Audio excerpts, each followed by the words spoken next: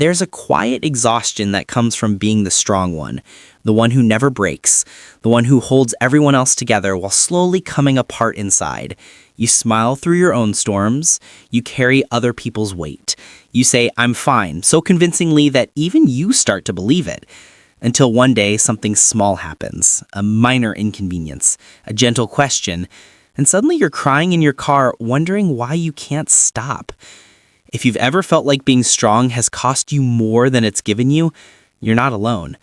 Because strength, when it becomes your only option, isn't strength anymore. It's survival. And survival without softness becomes its own kind of prison. See, most people don't choose to be strong. They're forced into it.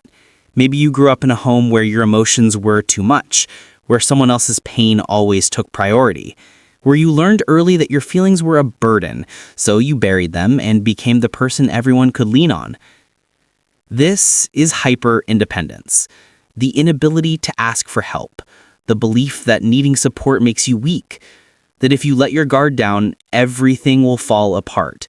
So you hold it together, you perform strength, you wear resilience like armor. But here's what no one tells you. That armor gets heavy, and the longer you wear it, the harder it becomes to take off.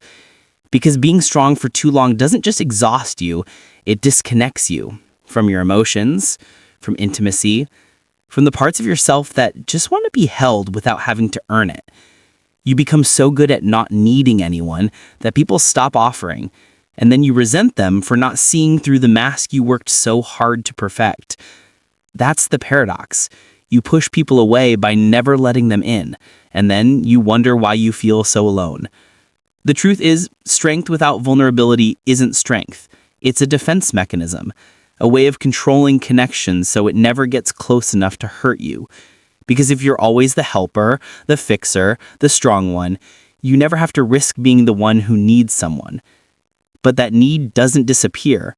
It goes underground. It shows up as exhaustion, as resentment, as a tightness in your chest that won't go away, as the feeling that you're performing a version of yourself that's slowly suffocating the real you. Healing begins when you realize that being strong doesn't mean never breaking. It means having the courage to let yourself be seen when you do, to say, "I'm not okay," and trust that the world won't collapse, to ask for help and understand that needing support isn't weakness, it's human. Because the people who truly love you don't need you to be strong, they need you to be real. And real means messy, uncertain, tired, scared, all the things you've been pretending not to be. So if you're tired of being the strong one, know this. You don't have to hold everything together anymore. You're allowed to fall apart. You're allowed to need someone. You're allowed to put down the weight you've been carrying and finally rest. Because strength isn't about never breaking. It's about trusting that when you do, someone will be there to hold the pieces. You don't have to be strong anymore. You just have to be honest.